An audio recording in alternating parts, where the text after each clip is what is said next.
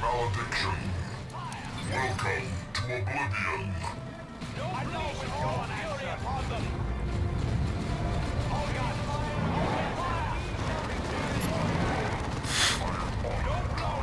Wiped out that scout squad.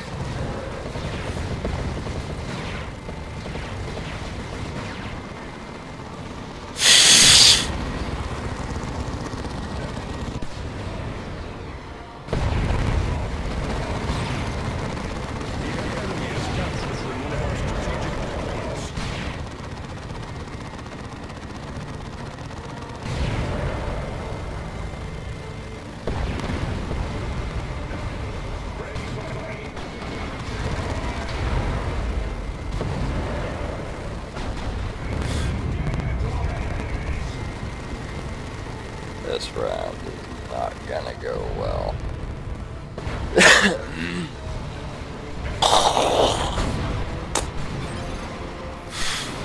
enemy is capturing one of our strategic points.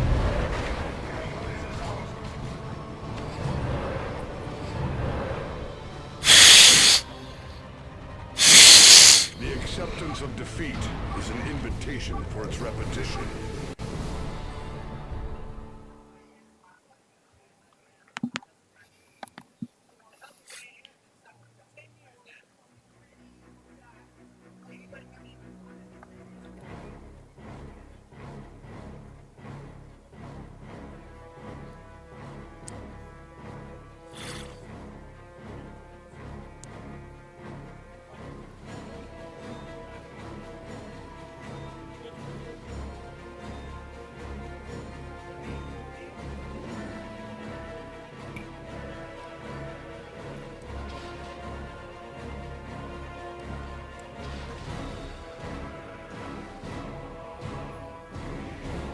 Your Marine's looking a lot like a really old version of the Mortifactors. Yep, 30k. That's why I like this armor.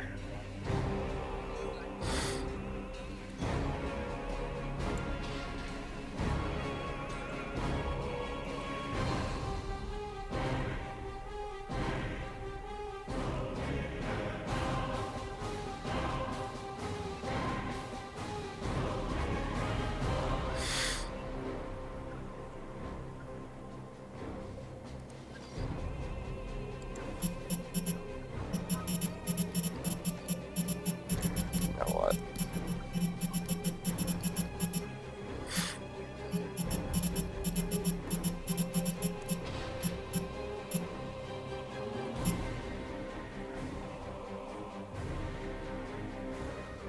Oh my god, I just thought of something that I could do.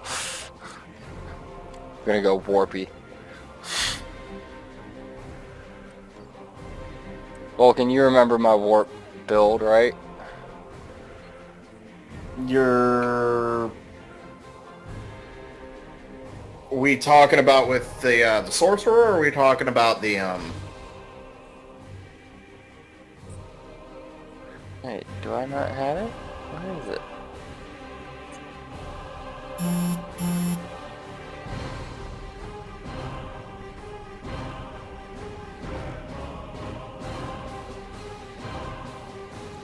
Oh, wait, is that it? There we go.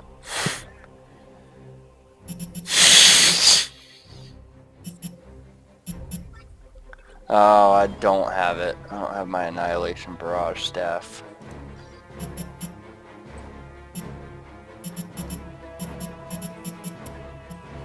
I wonder what happened to it. It's level 18 or 16, I think. Remember, I've prestiged my Necron Overlord twice. Oh, that's right. This game has a prestige system. I forgot.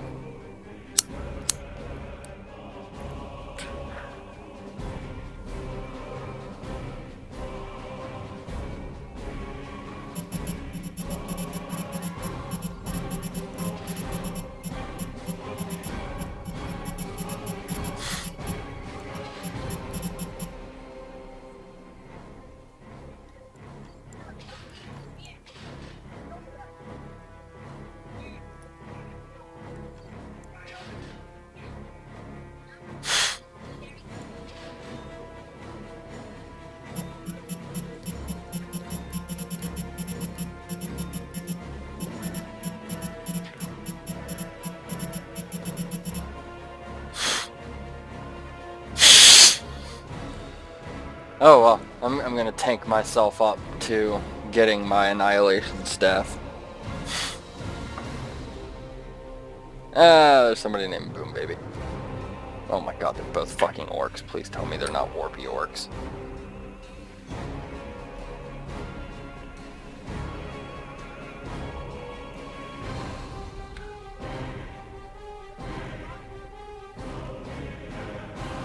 Oh, thank God. Thank fucking God. I don't have to worry about things warping out from in front of me and then warping in next to me and then warping away from me.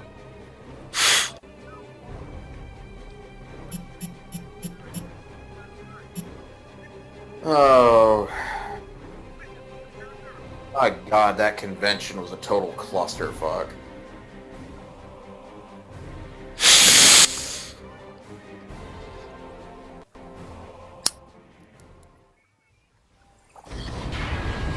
Kind of you to choose your doom.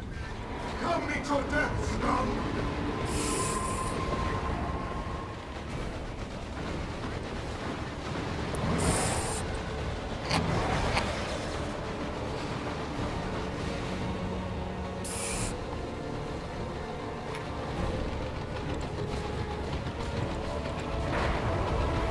What's that green light? What green light? Giant green pond or the green wall? The green wall. That is the ability that my staff gives me. It can damage and block. It can block movement and damage anything it hits. Okay, Good don't luck walk me. killing me, fuckers. You're not gonna hurt me. I mean, you're gonna hurt me, but you're not gonna kill me. It's gonna take a bit, even if they... It's gonna take a lot of effort.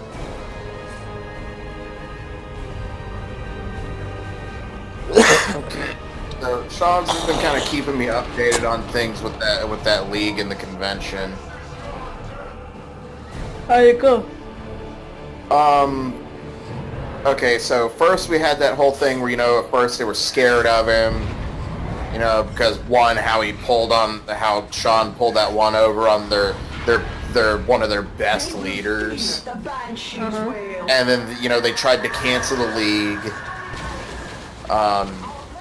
But instead, it got started up. He beat both the poison leader and the dragon leader. But they DC'd partway through, so he didn't actually have. So it meant that he didn't get to have saves of the videos of him beating the shit out of him. And then this was I said sounds like you're being a bunch of sore losers. He goes, yeah. I ended up just getting my money back because they were all treating me bad, so fuck them. I was like, well, was any of that brought up to the convention host? He's like, oh yeah, I took my money and walked up to the con director. He was livid. I was like, what did he do? He told them off and told some of them to leave. It was bad. I'm like, it makes the second time they pulled that crap on you. Oh, I hope the self-absorbed bitch was one of them. She's like, oh yeah, she was. I bet her soul was broken that the director made her leave. And he goes, oh yeah, she was all in all, I won. The thought slave.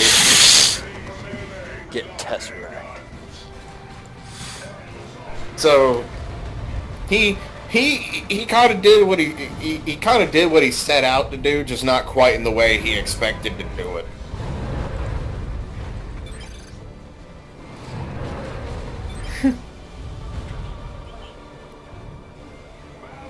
Because we're talking about a girl that is so self-absorbed that there's this one character that they have is kind of like almost like the face to their little mascot to the convention, which she's like this girl that's got like these like ram horns and stuff to her. Mm-hmm. And that character, she actually thinks that character is based off of her. Excuse me, are you serious? Not even joking. That's what Sean had said whenever he'd been dealing with her. And apparently her going to the convention, when she was going to the convention this year, she was dressing up as that character.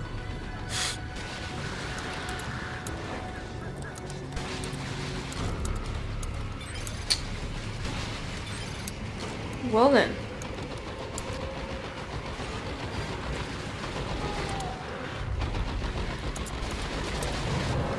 I've noticed that with a lot of conventions lately. It's just become like elitist bullshit. Yeah. So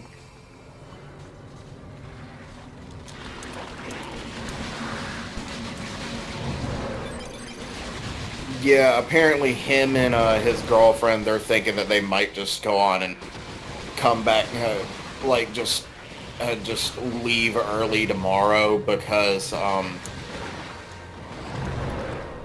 maybe tomorrow or probably Sunday somewhere. Just leaving early because the convention's actually so bad. He's pretty positive they're not going to have another fucking year. What convention was it? I forget the name of the convention.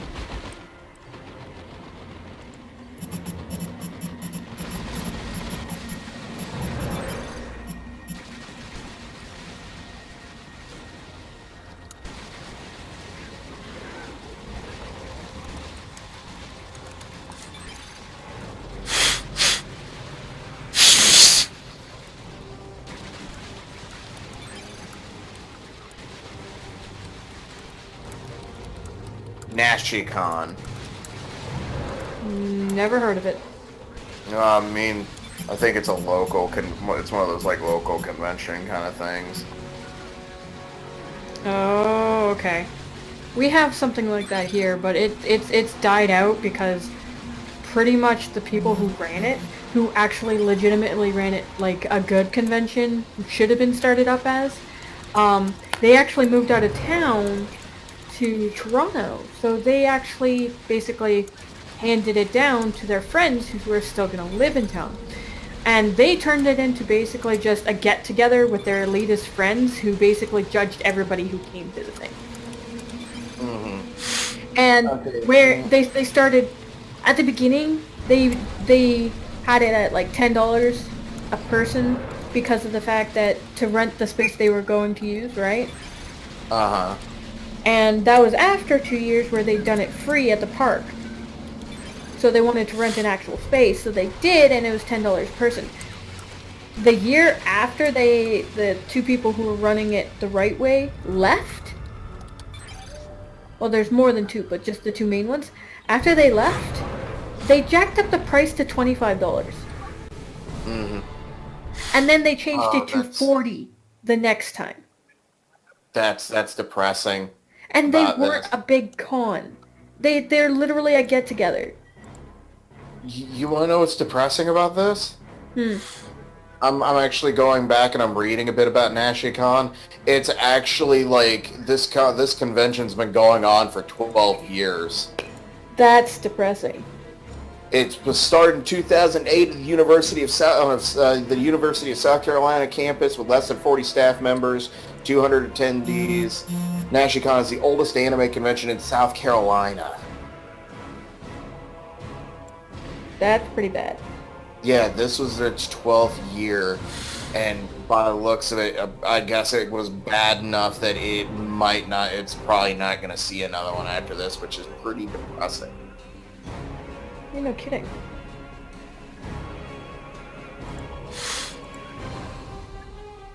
Just the idea that a convention can get fucked over that bad. I mean, granted, there are some conventions that got even worse. Oh, like what? There was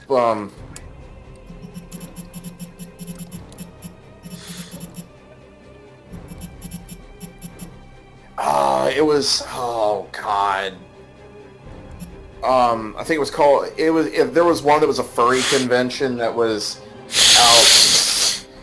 out in,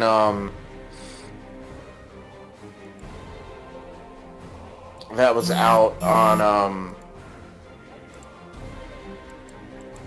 that was out in, fucking California. Mm-hmm. I'm trying to remember the name of it.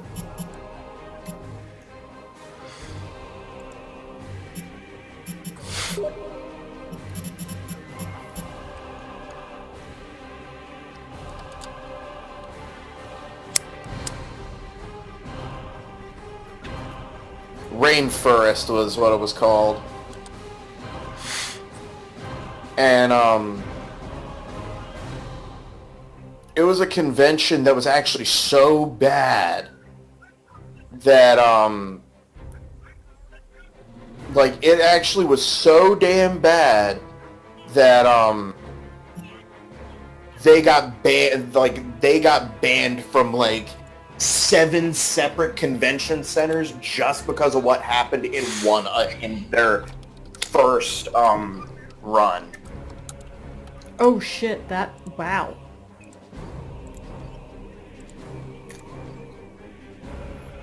That's pretty bad. I mean, what do you expect from an entire community that, like, over half of them are just, you know... Vulcan, should I go Banshee or Warlock build? Warlock. Okay, so basically stay the way I am.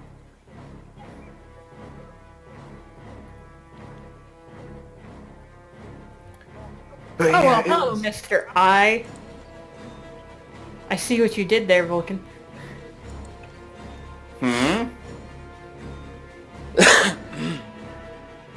His armor has eyes all over it. Well, that's a pretty common thing for Black Legion space marine armors. Really? Oh, are you talking about Horus? Yeah. The Lunar Wolves?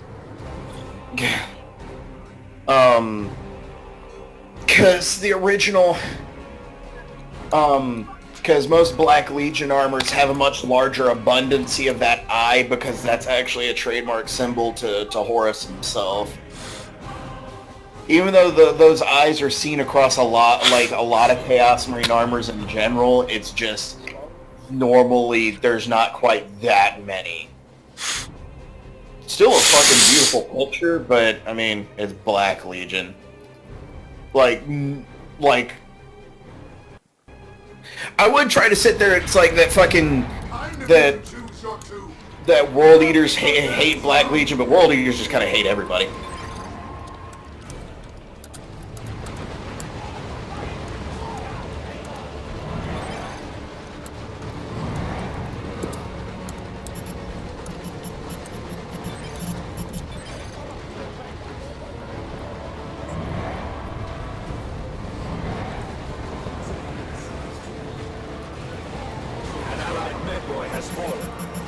Fuck off.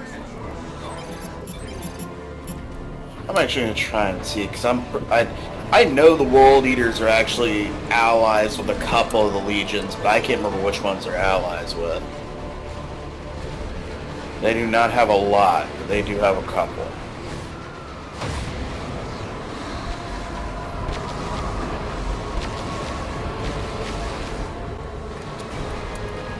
Great, they're not even really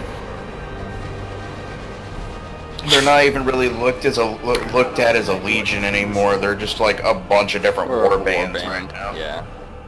You know, Granted, we have the most numerous war bands out of any of the Chaos Legions.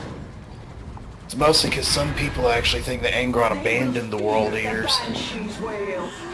I even personally believe that he did, but I believe so for good reason, because he saw how chaotic and unruly they were getting, and even he believed in strict strategy. Even though he's exceedingly violent and haphazard man. He is, Wow. but he still has strategy behind his assaults. Which is something Karn eventually lost sight of through his bloodlust. Which we all know that's at fault of the butcher's nails. It is, which is Angron's fault. So effectively what he did is he fucked him up, and then he realized his fuck up and said, oh, nope, fuck this, I'm taking a step back. You know, I think I know what it is. I bet you it's a thing where he also knows that since it is his mistake, he didn't want to be there to see the downfall. The downfall. Yeah.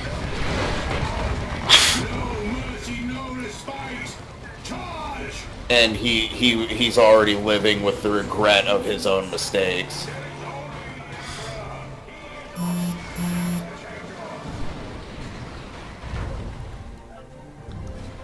The foe seeks to deprive us of a vital resource.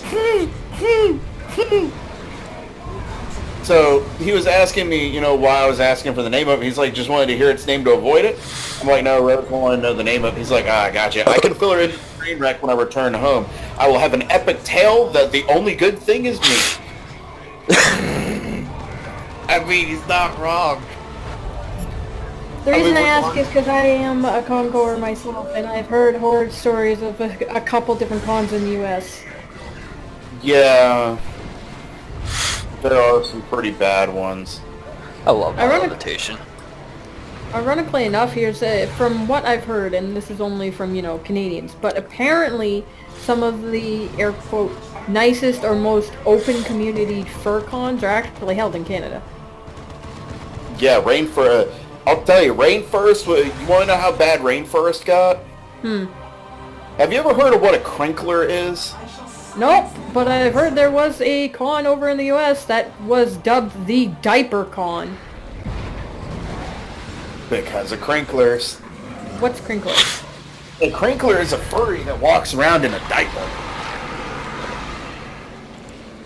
They're deemed Okay then. the sound that's made for wearing it. And because, you know, furries are very open-minded in the things they do and the kind of things they are, it got really bad. Like, we're talking about the fact that you had crinklers out in the parking lot. We're talking about there was diapers out in the parking lot full of shit and stuff, just littered and things like that. There was actually a girl who got raped. Whoa, what? Yeah, Rainforest got bad. There was a girl that got raped. There was,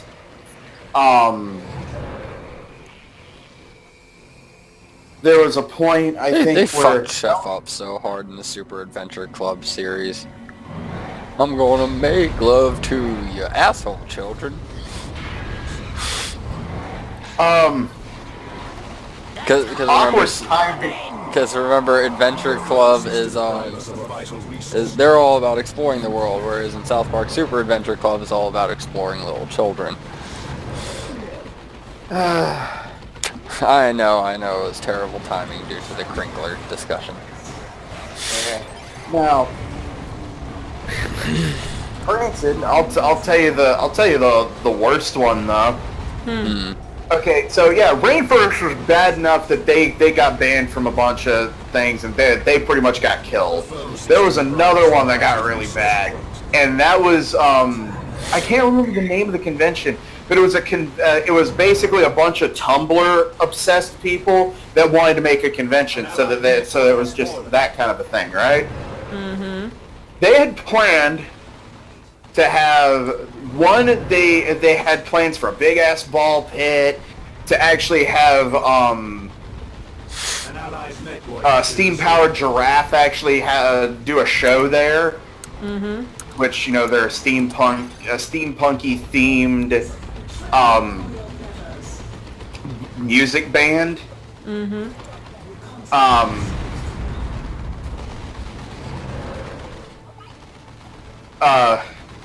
And all this stuff.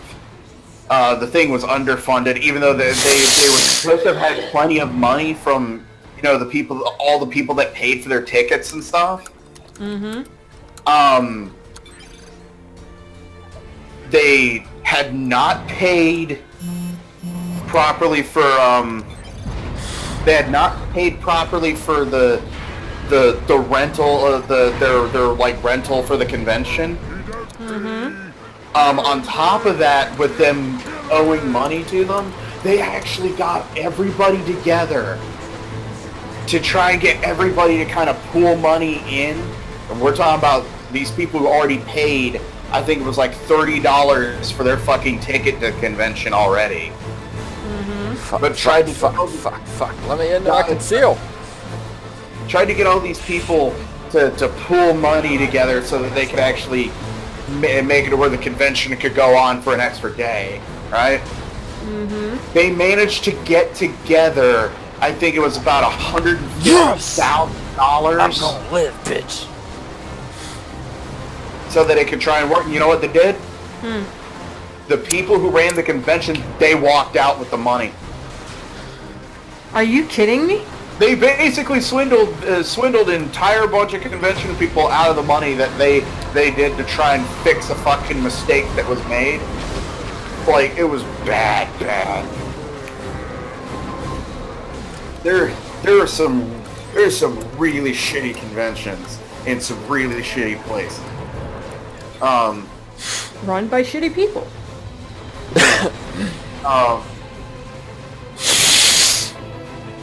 AWACON can actually AWACON from time to time can be iffy. It's a back and forth situation. I've been to AWACON I think twice. My first time I ever went there, I basically went as my own little like Jedi persona. Yeah. And My first time to a con, I went as Junpei from Persona 4 or Persona 3. And then my second time I went to the convention, I actually went as Ichigo.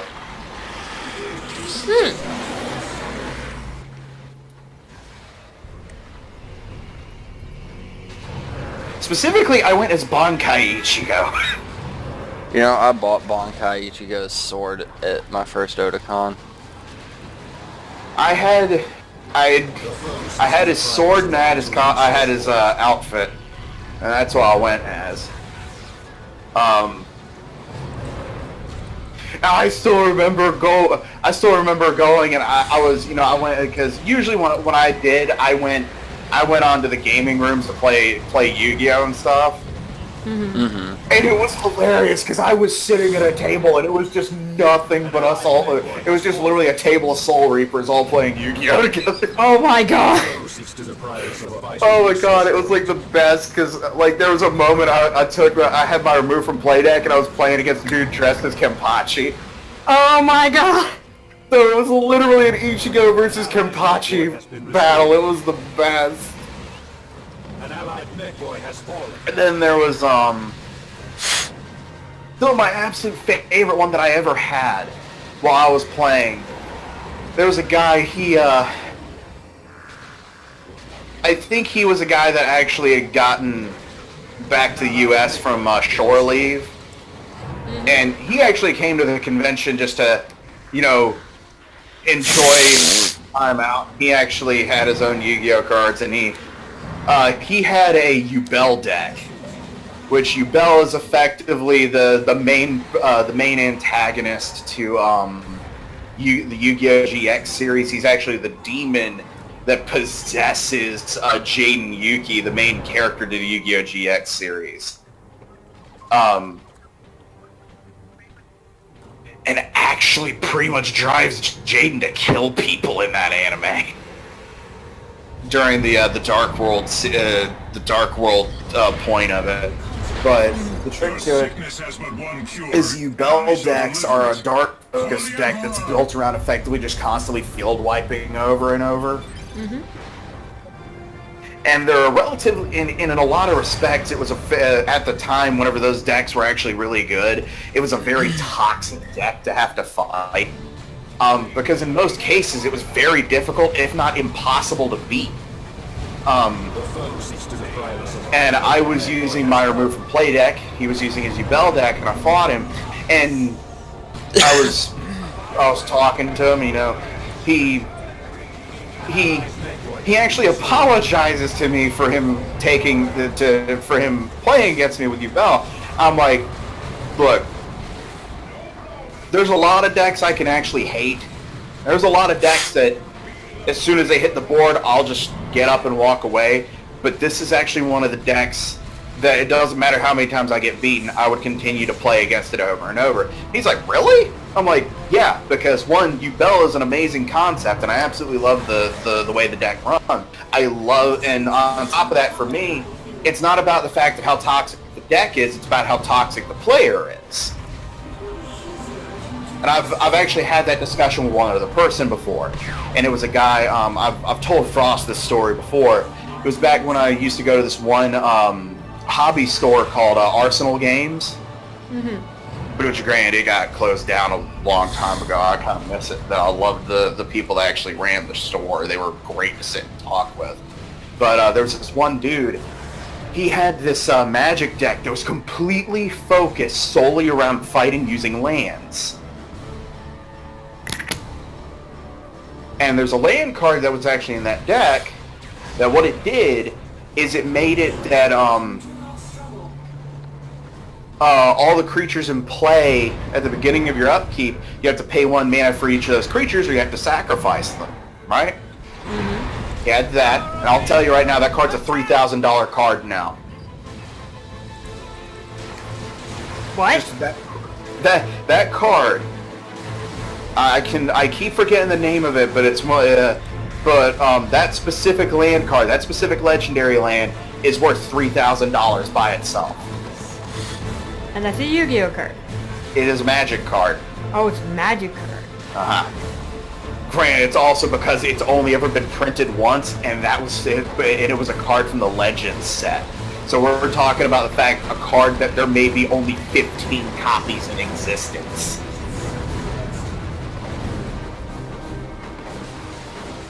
But anyway, so he had that. He had 4 copies of Ghost Quarters, which that's the one where you tap it, sacrifice it to destroy a land, and the owner of that land gets to search their deck for a land, basically, and put it into play tapped. So he had 4 copies of that. He had 4 copies of an enchantment called Exploration, which allows him to play an extra land each turn. He had 4 copies of Crucible of Worlds. He had Life of the Loam. He had this 1 land that you can tap for black or blue mana. You can pay a black, a blue, and I think 2 colorless to turn it into a 2/2 unblockable creature. And they had 1 land where it's like you can tap it to tap a permanent. So what he did is he basically locked me down to where I couldn't attack. To where the only creature I was able to keep on the board was stuck tapped, so I couldn't attack with it or block with it. Granted, he was also attacking with an unblockable creature that kept turning back into a land, so he didn't have to sacrifice it for the Tabernacle.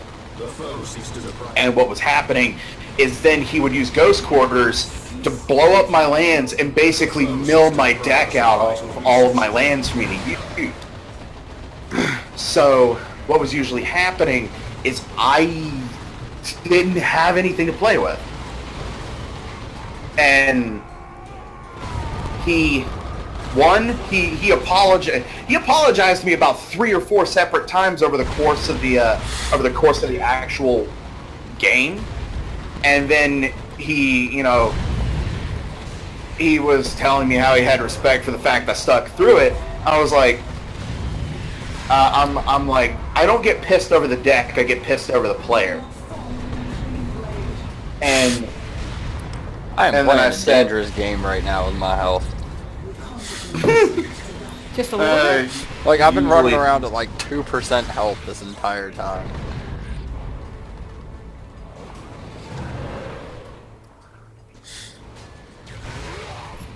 Go. Hey, I'm on the way to your house. I just left ABX. Alright. Yeah, it took a little bit longer than expected.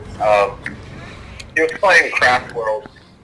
He was only in town for another 2 weeks. He's at Fort Gordon and then he goes back to Minnesota. But I played against the most beautifully painted Craft World army I had ever seen. He took 5-man unit of Fire Dragons, 5-man unit of Dark Reapers, a Farseer. Yeah, it's funny, I'm playing a Farseer right now.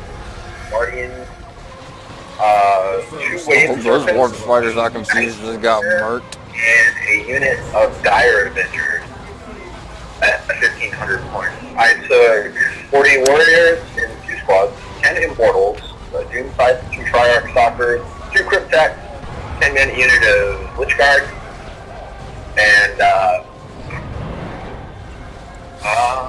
yeah.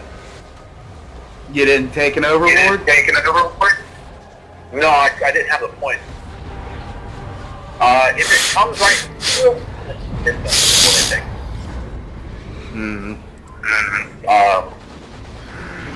But yeah, I lost 5 to 9 on command points because I rolled the active objective as the one he was basically standing right on top of. And I made a couple of tactical errors. I fell right into his trap. Yes, take out the cultists for me. Charging Yes. Skull Crusher, take them out. Yeah, his waves are bit. Was he doing the Was he doing the sticky craft roll? How do you mean? I mean, sitting there, it's like, oh yeah, no, it's gonna be a -3 to hit me. Oh no, he didn't choose that craft roll. He chose BL10. So he I think rerolled 1 or whatever. No, BL10 is oh no, I'm thinking Wolf.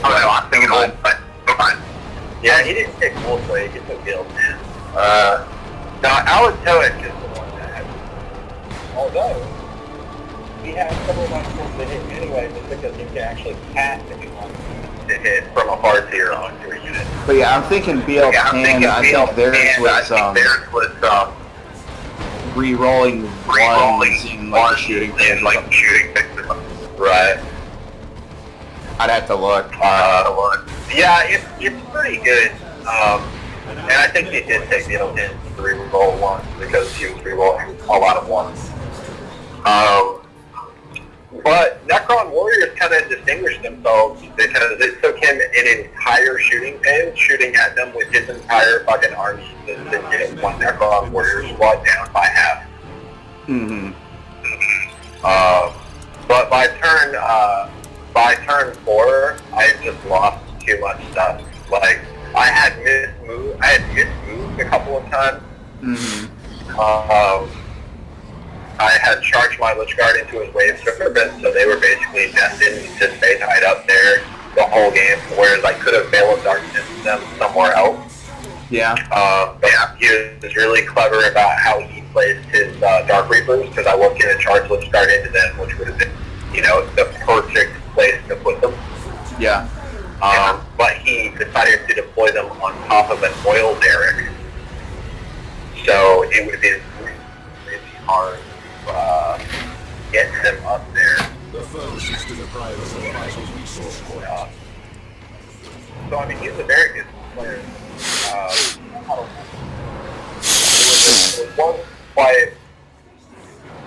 I wasn't quite up to the par on a lot of the resource points.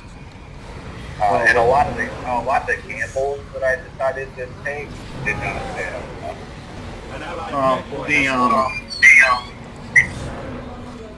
Which compared to the last game of Necrons that I played, with Necrons I played, I guess I was due for a pretty heavy loss.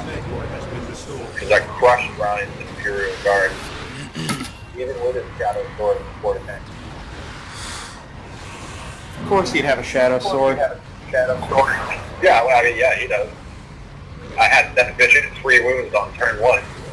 Wait, what faction were you using when you fought that? I was using Necron. How did you pull that much on a Shadow Sword?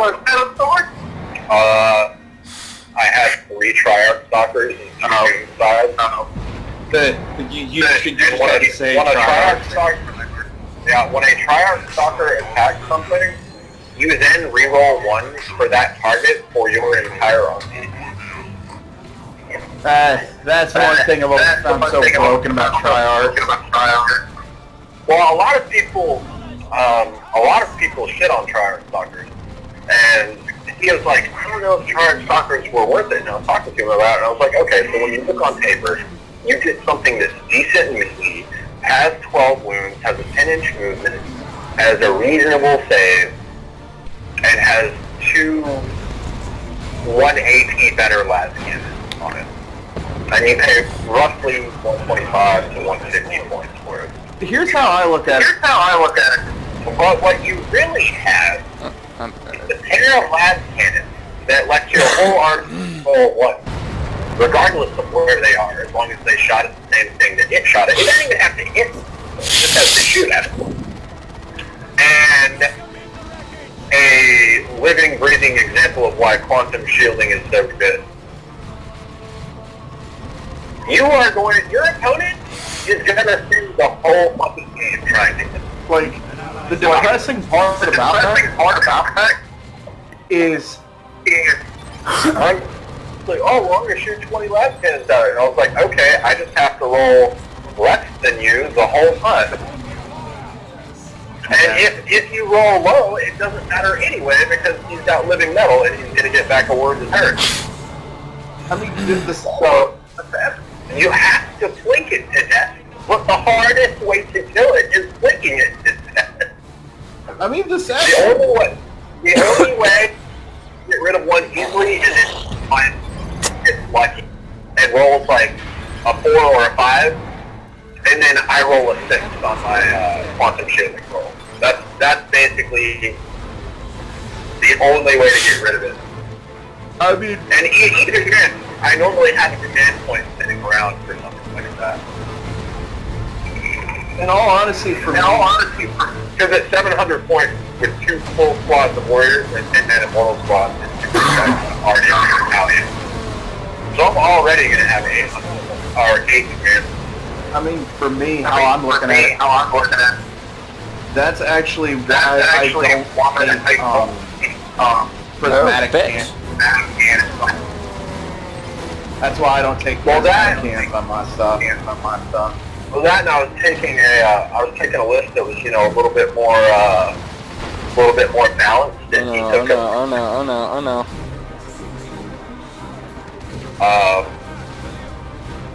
In terms of where his points went, you know, he had his Hemlock Race Fighter, and then he had his Night Spinner, and then he had his 2 Wave Serpents, and then he had his Fire Dragons and Dark Reapers for anti-everything firepower. And then other than that, all he really had was like a 10-man squad of Dire Avengers, and then like I think a 15-man squad of Guardians with 2 weapons platforms. And that was it.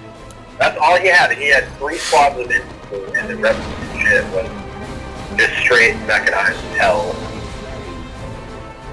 Now, had we played at 2,000 points, it could have been a fair bit different because my army is much better supported at 2,000 points than it is at 1,500.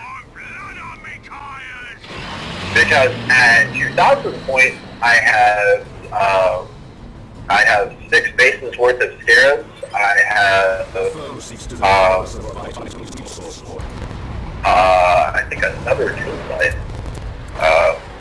No, I still have 2 stalkers, 1 tool site. I have 6 bases of scarabs, 3 wraiths, an overlord, and a Catan shard. So like a good chunk of my support stuff is in there. Well, after doing some of my research for the Chaos Space Marines 2.0 stuff, I found out that if I was to take up Chaos Space Marines, I'd probably play Red Corsairs. Oh yeah, I already know all about their shit. Just keep in mind those rules aren't in Chaos Space Marines 2.0, they're in Vigilus Ablaze.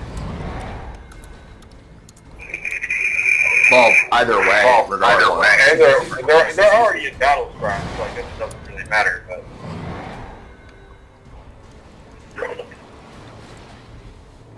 Well, yeah, Well, yeah, no, I won't say it was, like, a tremendous loss. It's just, I was outmaneuvered. That's really easy for Craftwall to do. Yeah, well, also, I didn't have my deceiver, so I didn't get to do my Grand Illusion and put all my shit exactly where I wanted it.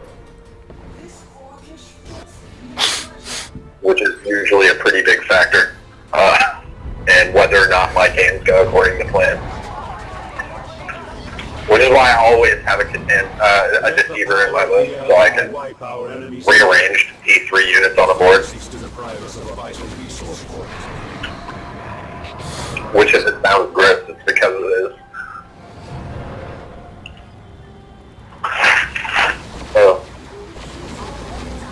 But yeah, I'm about to pull into your driveway. Alright. If I don't smack 3 fucking cones on the way in. Yeah, no kidding.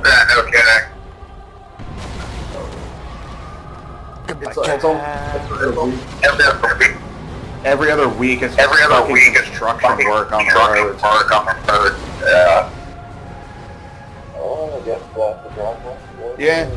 Yeah, one way to find out. I mean, you should see my ginger ass in the carport right now.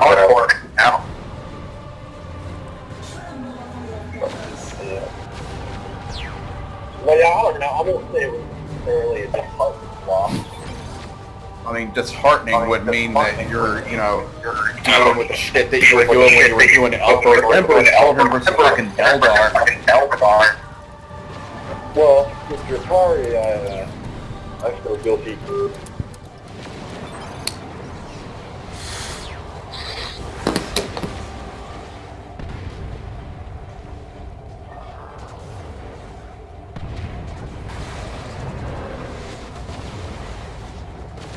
An allied mech-boy has fallen.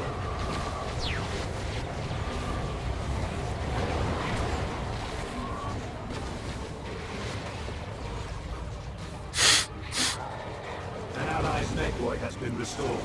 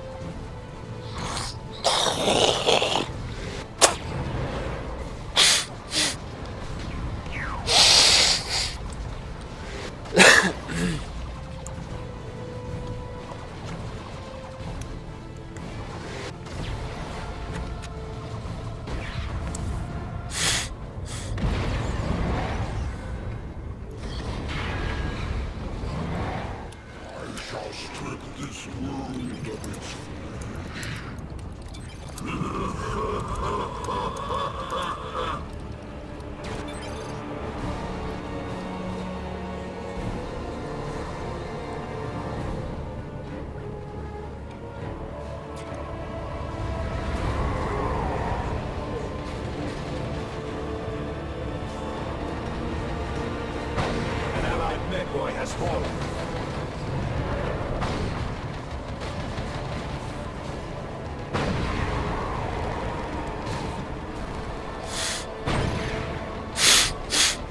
Farsi is incapacitated.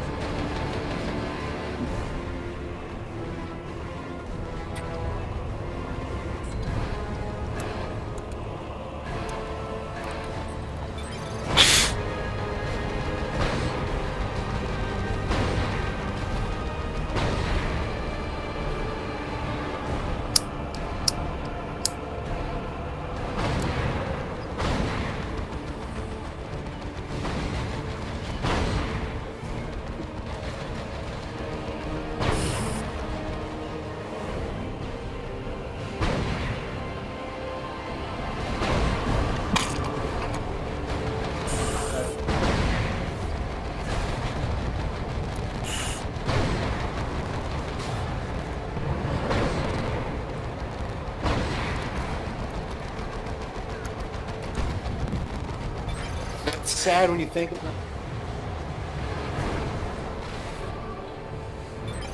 it. This is most unfortunate.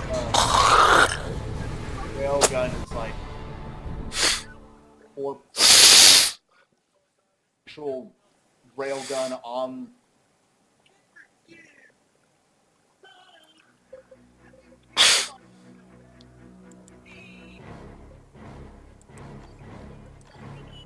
Which that's basically equivalent to a melting pot.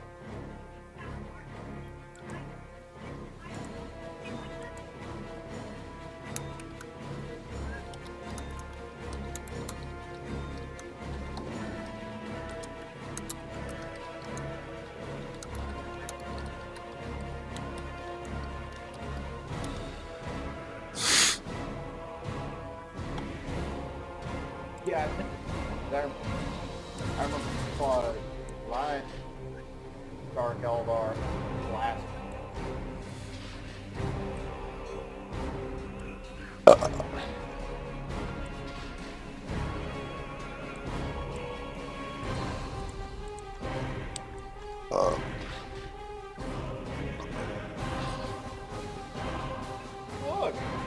I've got.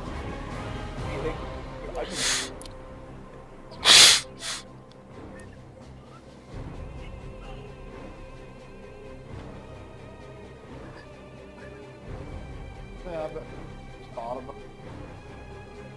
I want all the.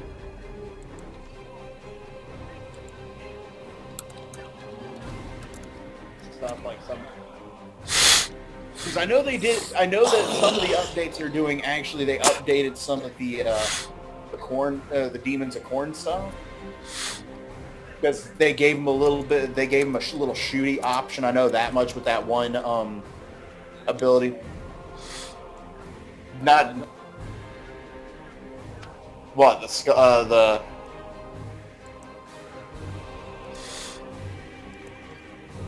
I mean, in all reality, they don't need the skull cannon. I'll tell you why. The Lord of Skulls, that gore cannon that he uses,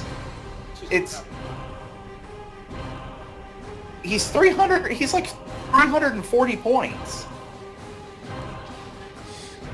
in a Demon's Army.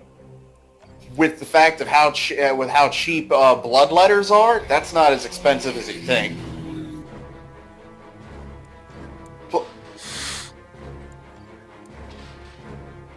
Plus, on top of it, that one named Bloodthirster, he's like I think 240.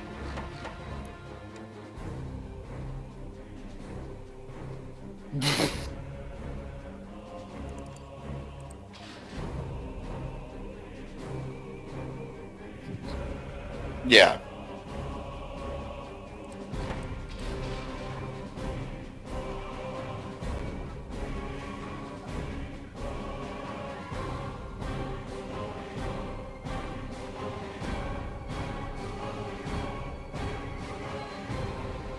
Mm-hmm. Because of resurrection protocols. Doesn't the Cryptech make it where those rolls are better? God.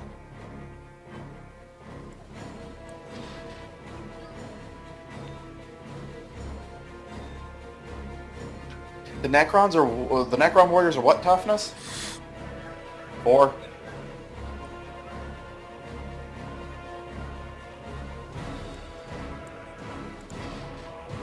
You see, that's actually why I'm glad that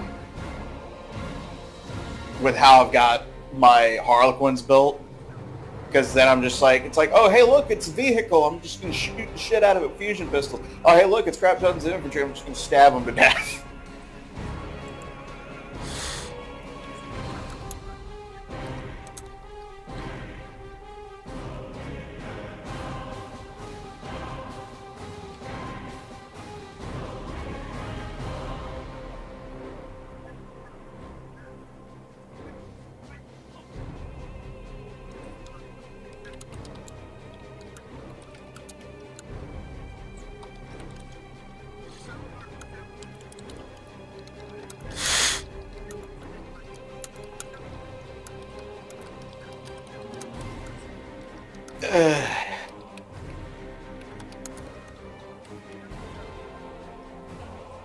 I don't wanna.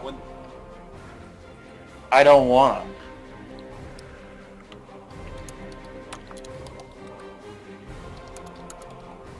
Oh, did you? That reminds me. Did you get a good look at the revamp of the Dark Apostle?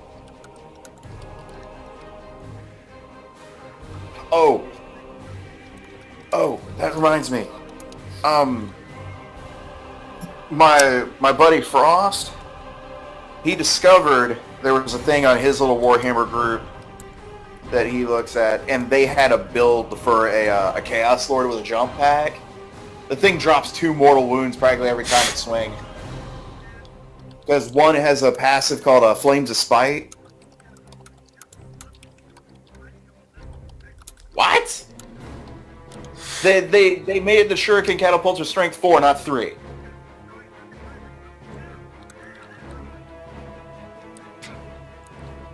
No wonder my pistols are a 4. Because I remember we had this discussion. You were like, you were. Oh, no wonder. Because I remember there that. Because I know in my. Aha. We're talking about the rapid fire cannons that are on they're strength 6. Well, actually, I think Shuriken actually strength 5, but the Haywire cannons are strength 6, with the ability to inflict a mortal wound on a 4-up, and then 2 mortal wounds on a 6-up.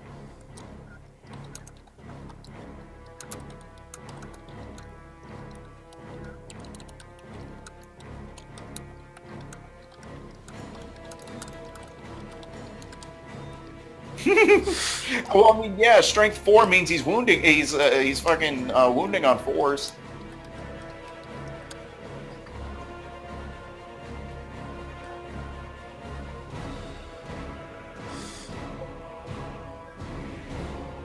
Mm-hmm.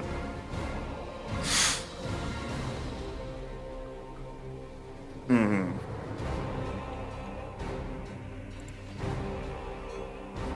Mm-hmm.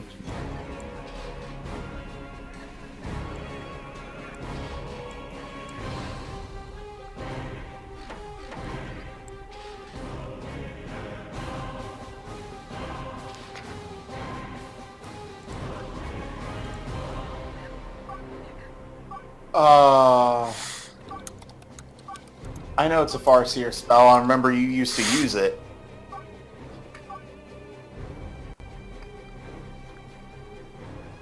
Doom's the one that lets you re-roll wound rolls and hit rolls. Guide gives you the movement outside of movement phase. I forget what. Aha! You see, there's actually one that contends with him now. Choose your doom. Come meet Well, half the Thousand Suns and the Shadow Seer. Well, the Thousand Suns has the strongest psychic phase in the entire goddamn game, second maybe only to Demons of Zinch. Mm-hmm.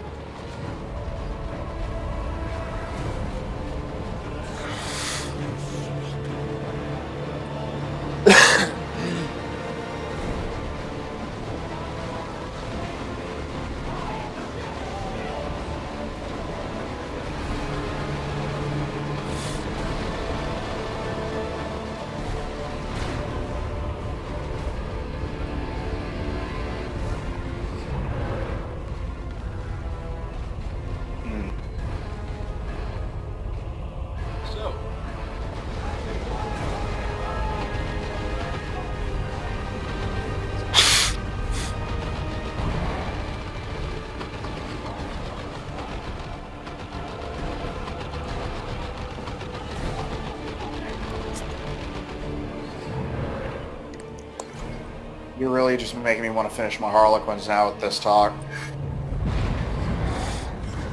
Like, just...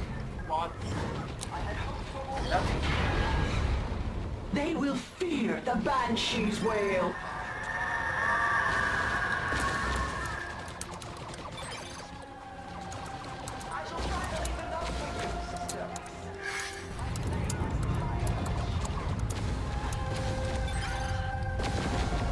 But I wouldn't say that's what makes Scarab Occult Terminator so terrifying. I think it's more the fact. I think it's more the way I look at it is that I look at Scarab Occult Terminators. What makes them terrifying is the fact that how fucking hard it is to hurt them.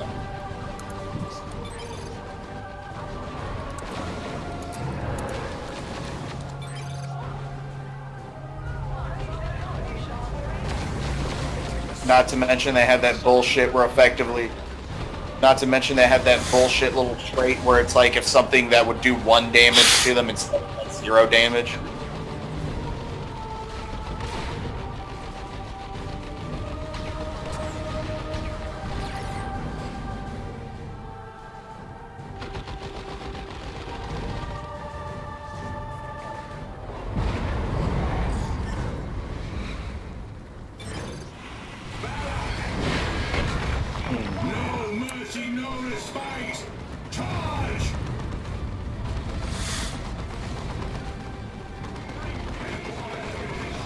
Die, Also, motherfuckers. what it was trying to find that was like Demon Engine support. It's that that Lord Discordant thing, because he has this passive ability that it is that enemy vehicles that are within 6 inches of him, they shoot at a -1, and allied demon engines within 6 inches of him get a +1 to hit. So your one issue you were always having with demon engines, Lord Discordant.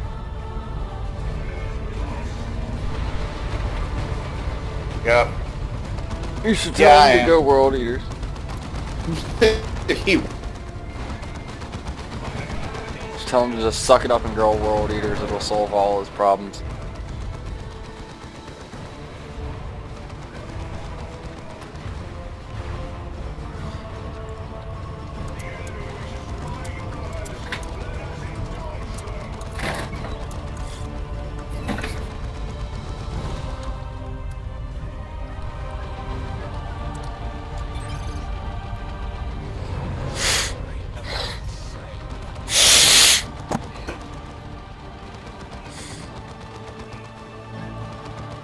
Okay.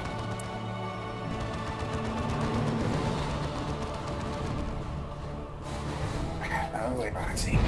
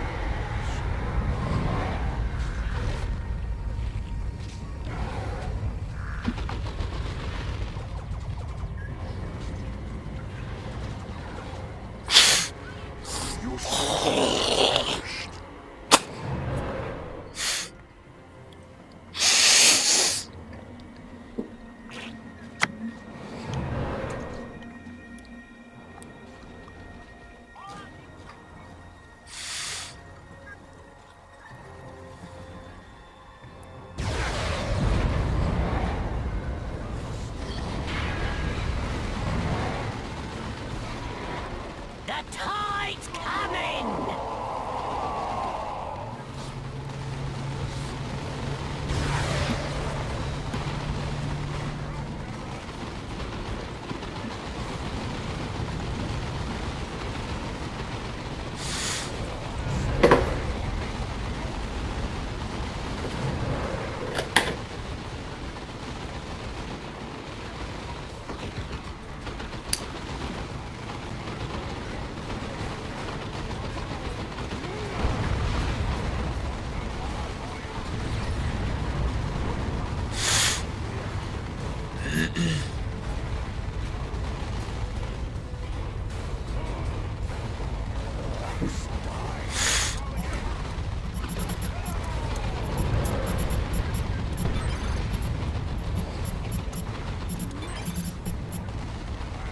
Your sorcerer has fallen.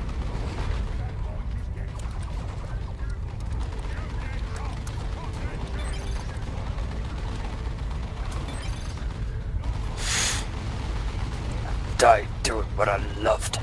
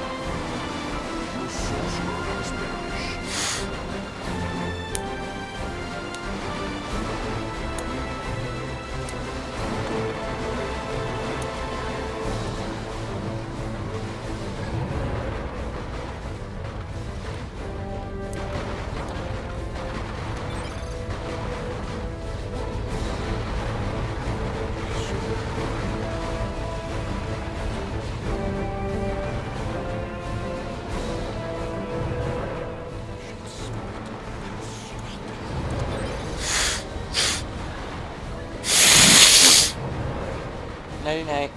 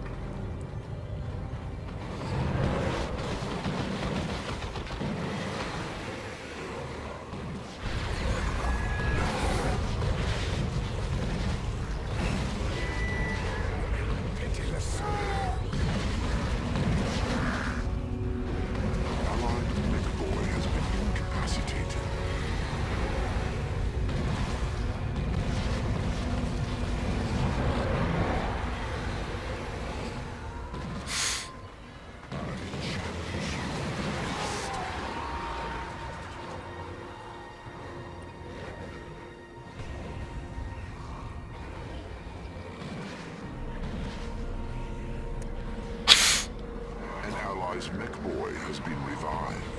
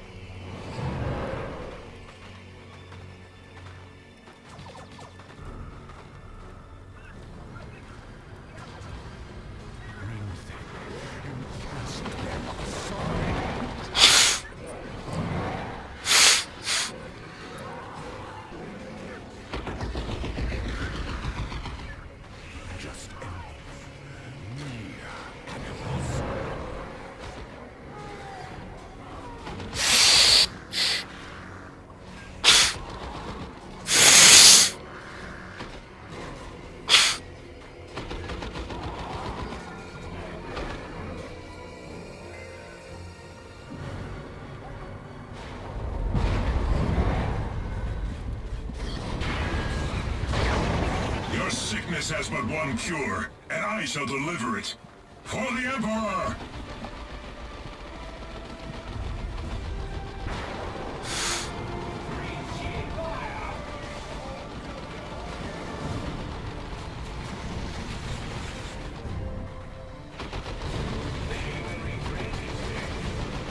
Your sorcerer has perished.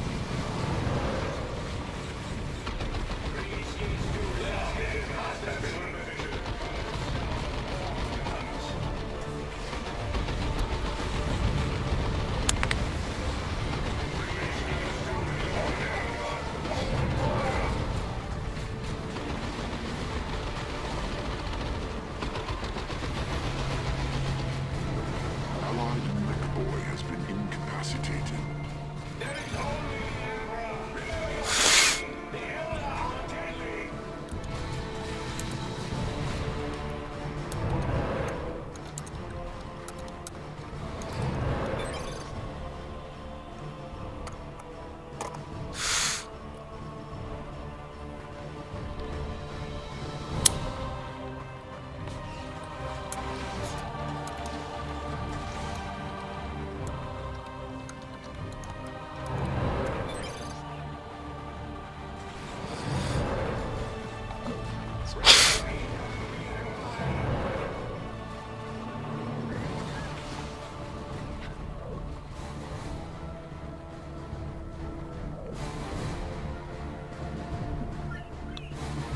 An ally's mech boy has been revived.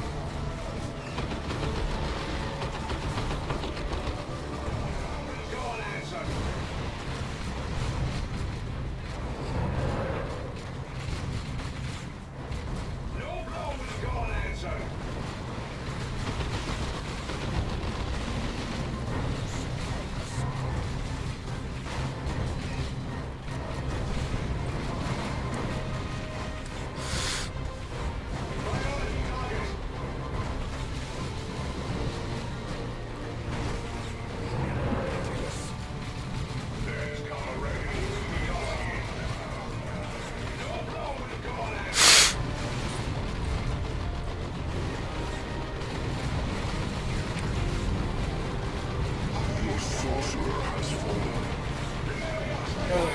So the moment I decide to open up that box, Allied mech boy has been incapacitated.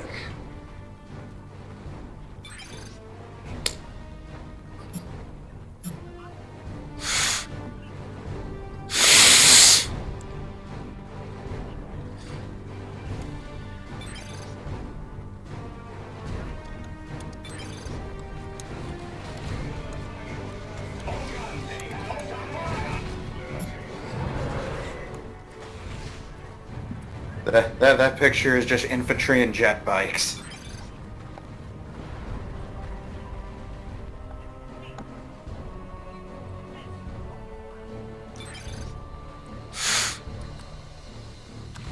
And then the second picture, which is all the bigger stuff that was in it. Allied Farseer is defeated. This failure shall not be soon forgotten.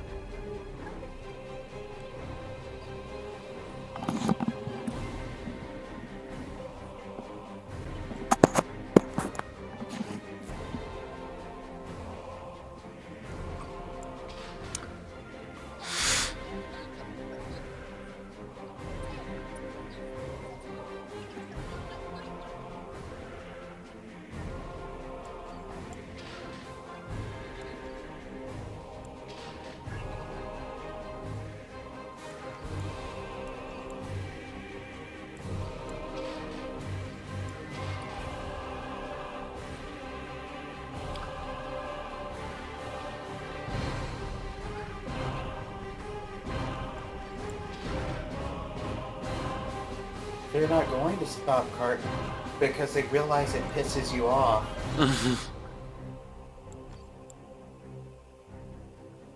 What better way to get enjoyment in life than to piss off the fat ass?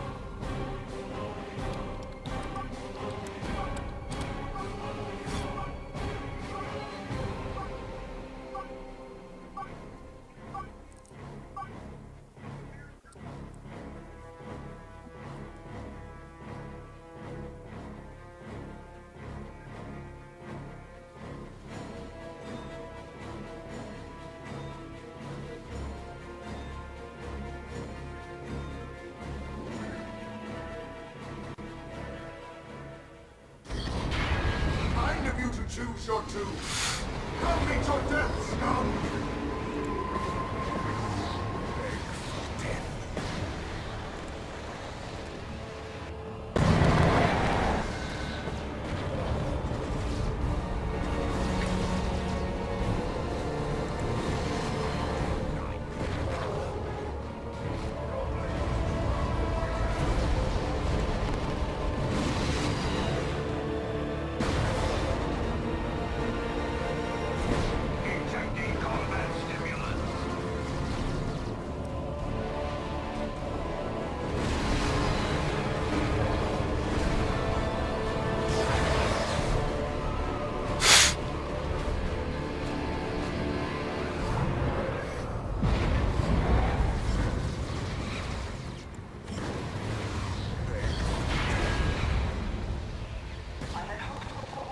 They will fear the Banshee's wail.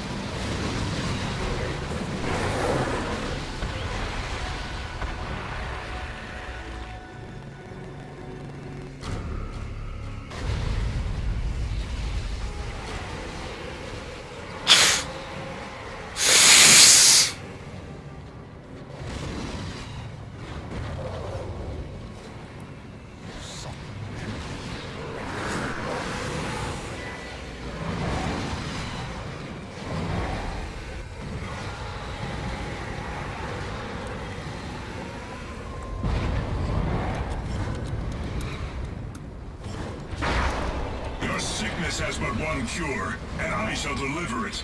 For the Emperor!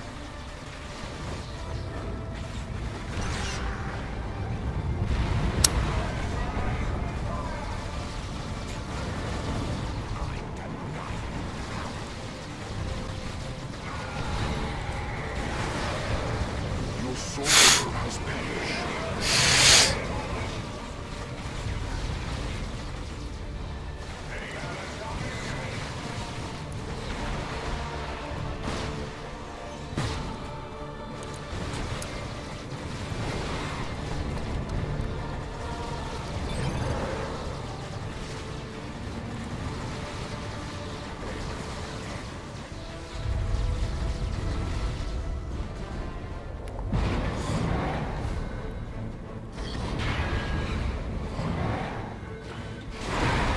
Hammer of the Emperor! Attack!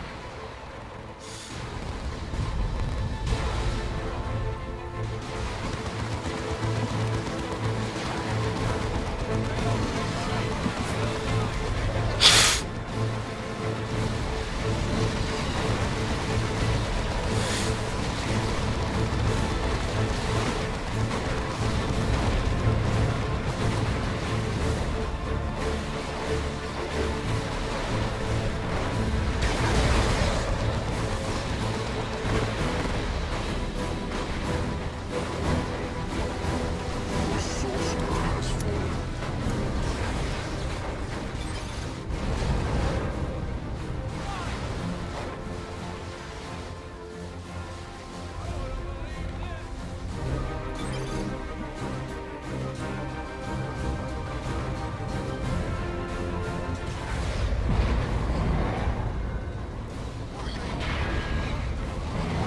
You, victim! You're gonna lose! Beg for death, shall die, boys!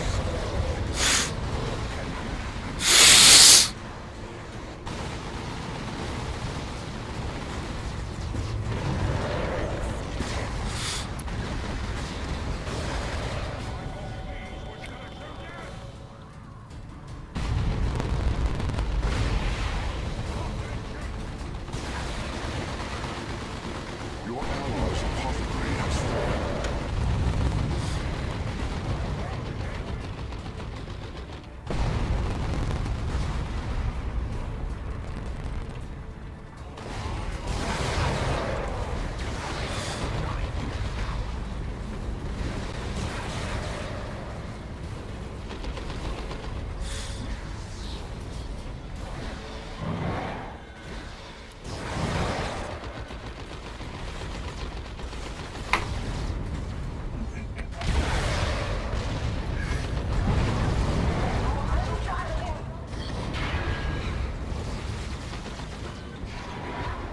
Sweep through them like a scythe through weeds.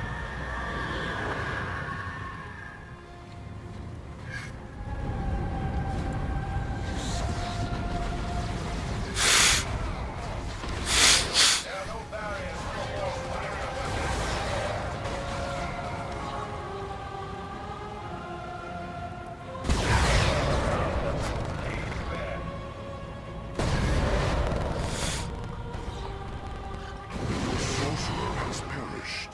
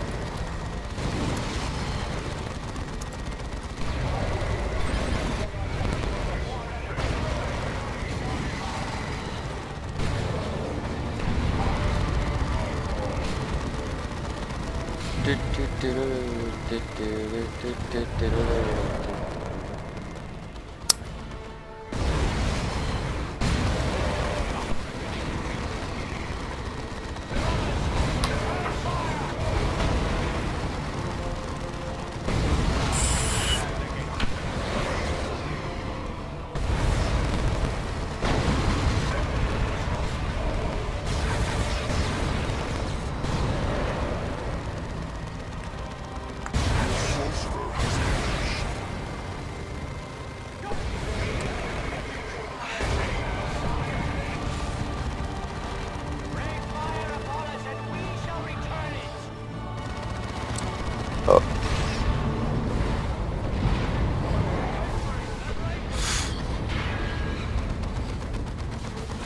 We took the Emperor's order instead.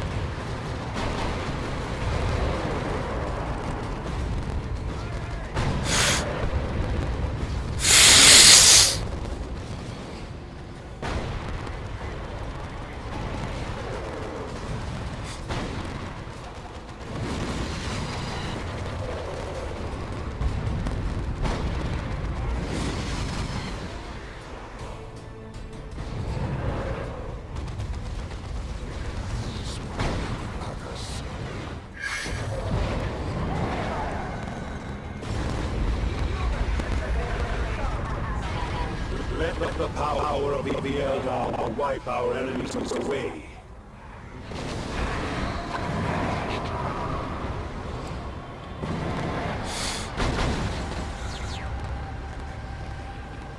You son of a bitch, you shot me.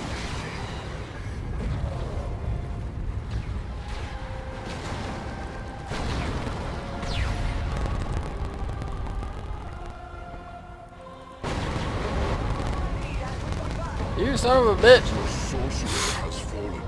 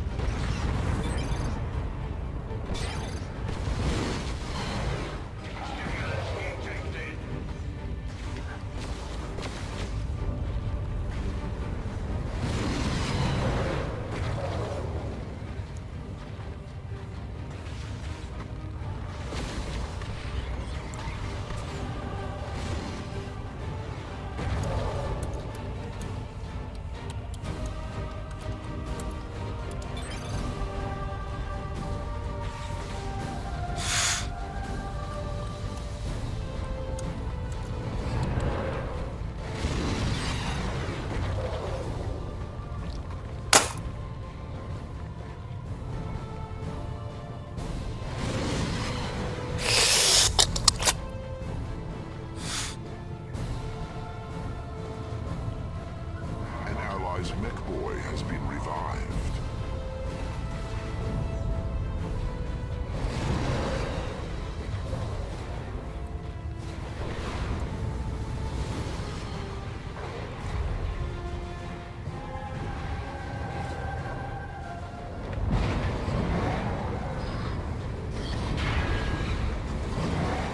I shall strip this world of its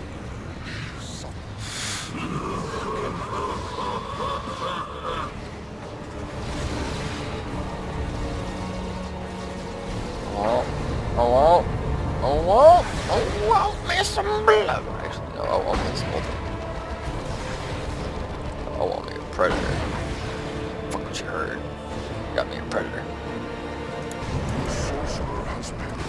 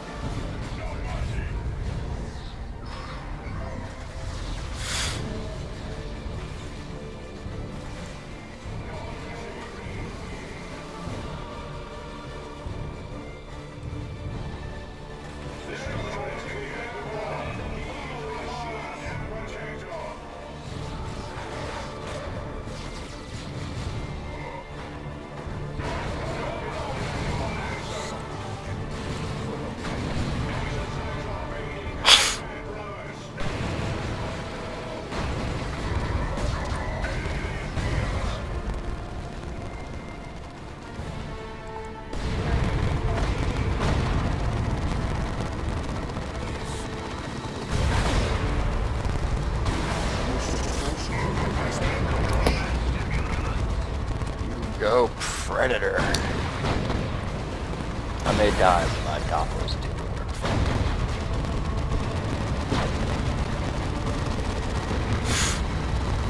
Well, it looks like I'm gonna have some of my work cut out for me. Oh yeah. I was taking time to look through the Drakari Codex, kind of get myself an idea of it, and I found definitely found the Cabal I want to do.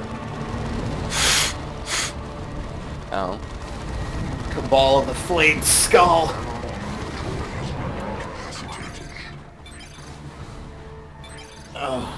Wait, so are these Dark Eldar yours? Yes, they are mine. Nice. You have a full And, army of them. I have 2,200 points worth of them. And you want to know what I have to say to that, Vulcan? You're a little shit-eating faggot, you Slanesh worshipping shit. You want to know the funny part? Huh. The fucking side that I'm taking is about as coordinated as you can get out of these fuckers. Oh, is that so? Going, having some mandrakes? Witch cults? Well, no, it's not witch cult. It's still Cabal. But I'm talking about in the precept of their mentality because of how exceedingly violent they are, not in the precept of how things tend to be. Basically, a lot of their combat comes from flyers. Like, if a unit can fly, it gets a lot of bonuses. But the trick to it is, like, the story that comes from them is most of them are, like, arena pit fighters.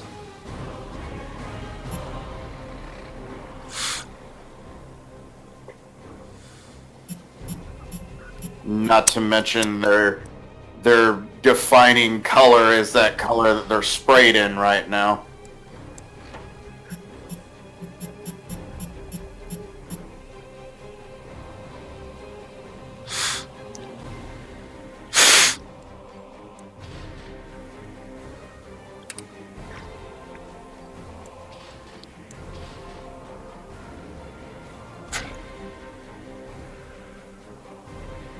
Archon, Vresk Maladrak, speciality, aerial attack, and lightning assaults. Colors red and black.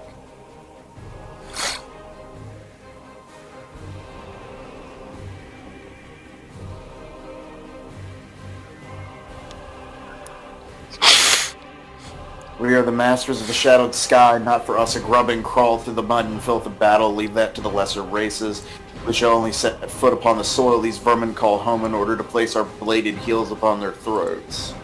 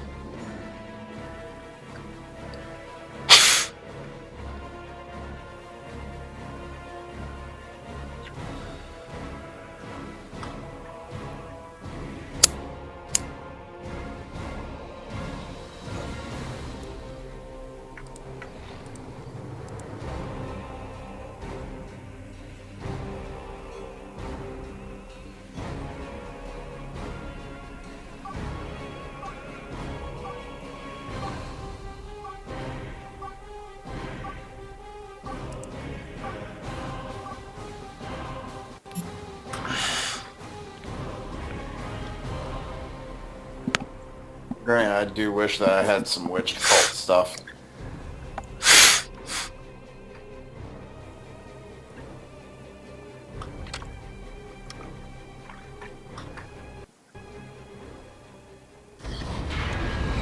Kind of you to choose your doom.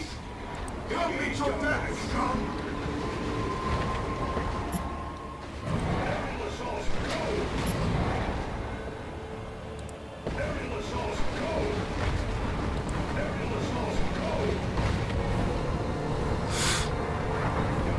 Just with my jump pack alone, I already have 14 kills. Our ally is losing forces to enemy fire. The enemy is capturing one of our strategic points.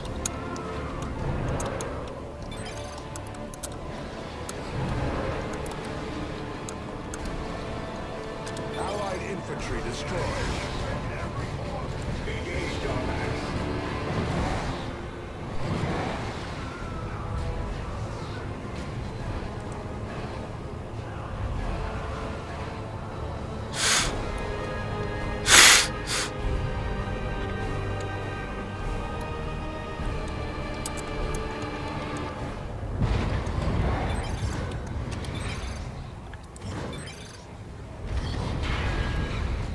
They will fear the Banshee's wail.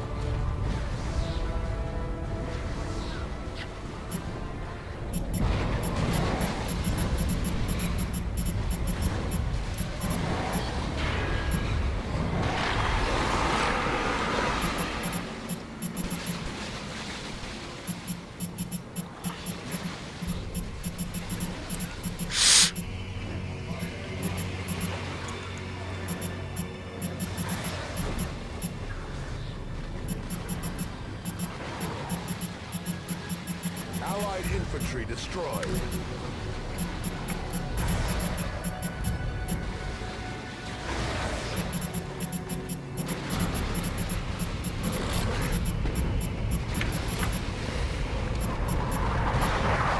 The enemy is capturing one of our strategic points.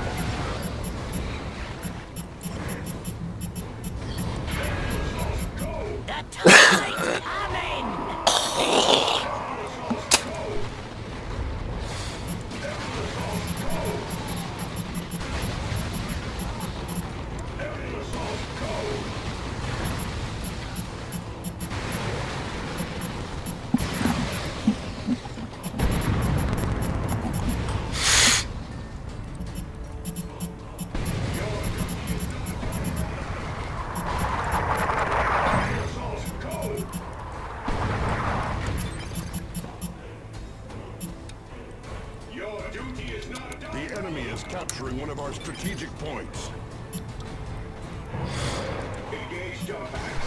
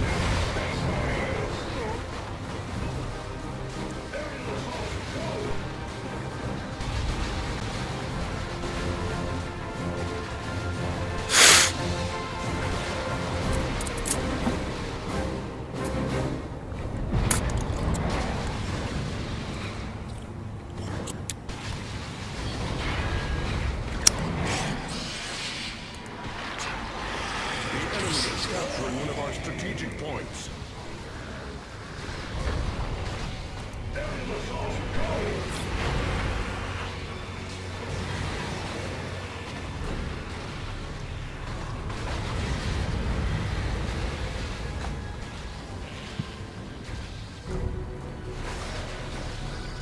The enemy is capturing one of our strategic points.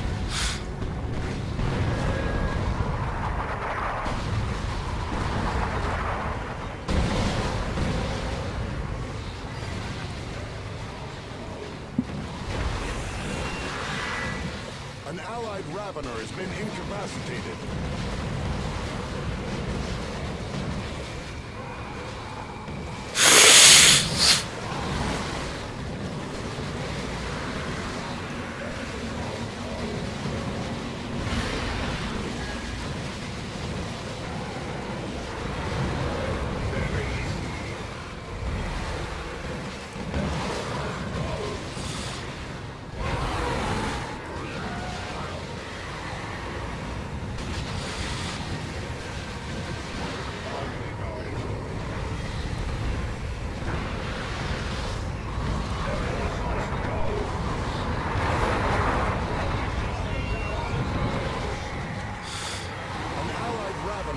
Incapacitated.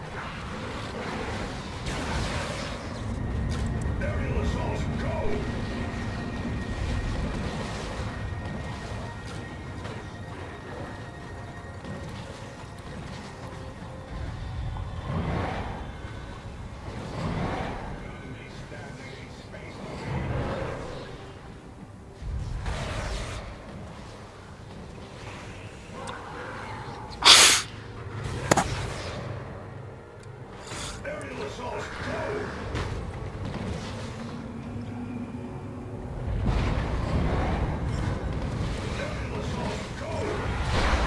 Your sickness has but one cure, and I shall deliver it. For the Emperor!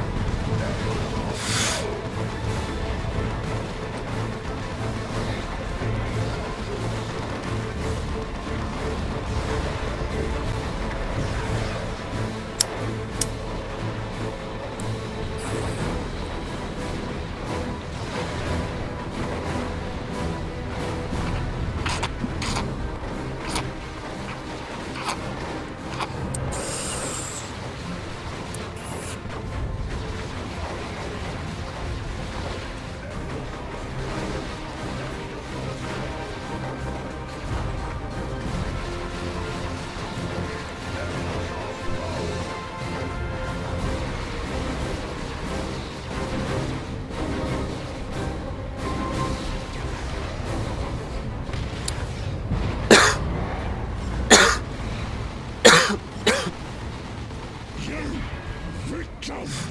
You're gonna lose! Showtime, boys!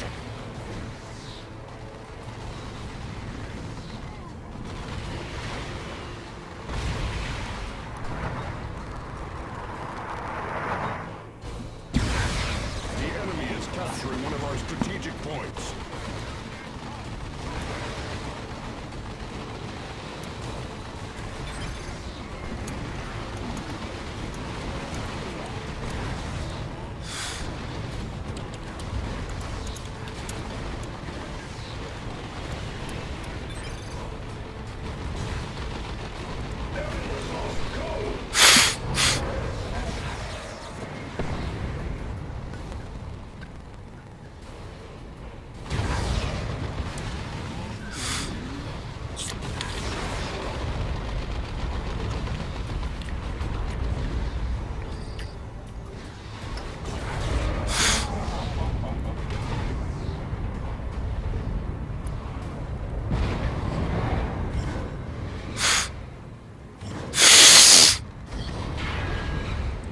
Slip through them like a scythe through weeds.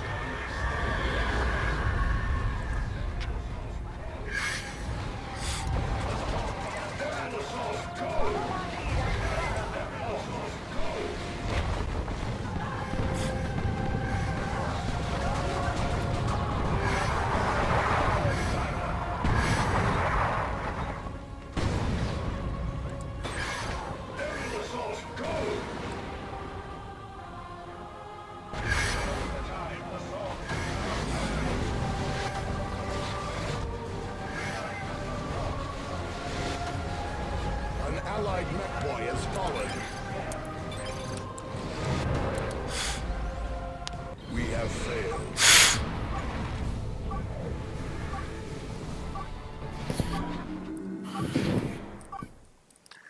Well, that didn't go as planned. I'm gonna hop off Dawn of War 2 for now.